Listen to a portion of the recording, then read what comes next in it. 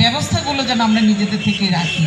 আমার কাছে মনে হচ্ছে নারীর প্রতি সহিংসতা বৃদ্ধির মূলত কারণ হলো পারিবারিক জায়গা থেকেও আমরা বলবো যে নারী এবং আমি বলবো যে কন্যা এবং হলো যে ছেলে শিশু, কন্যা শিশু ছেলে শিশুর যে ভেদাভেদটা আমরা করি সেই জায়গাতে আমাদের নিজেদের সম্মিলিতভাবে কাজ করতে হবে।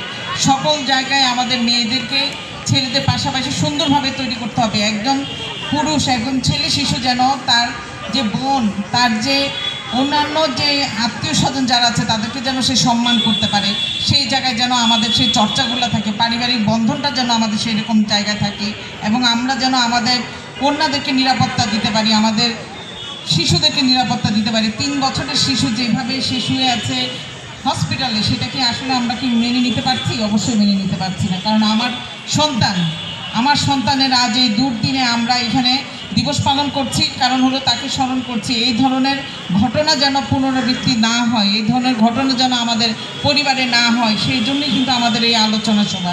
আমরা চাই আমাদের নারীদের যে গৃহস্থালির কাজের যে আর্থিক মূল্যায়ন, সেই মূল্যায়নকে আমরা অবশ্যই স্বীকৃতি দিব। সেই স্বীকৃতির পাশাপাশি নারীর কাজে পুরুষের অংশগ্রহণ, পরিবারের প্রত্যেকটা মানুষের অংশগ্রহণ, প্রত্যেকটা নারীকে যেন আমরা শ্রদ্ধা করি, প্রত্যেকটা নারীকে যেন আমরা সম্মান দিই, প্রত্যেকটা নারীকে যেন আমরা তাদের যেটা হলো যে কি বলবো, সেটা হলো তাদের মতামত শোনায়, মতামত দেয়া এবং হলো